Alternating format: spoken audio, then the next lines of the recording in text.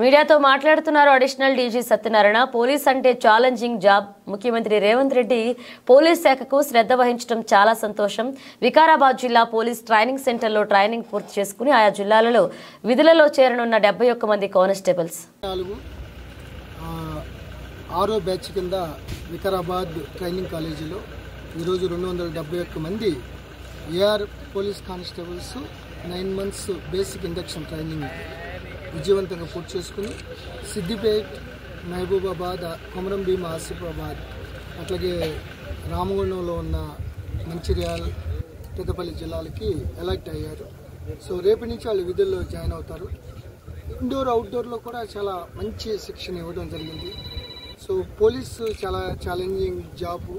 దాంట్లో maintenance of law and ఆర్డర్లో సాయుధ రిజర్వ్ అనేది చాలా మంచి ప్రతిభని చాటి ఎప్పటికప్పుడు ప్రజలకు సేవ చేస్తూ ఉంటారు.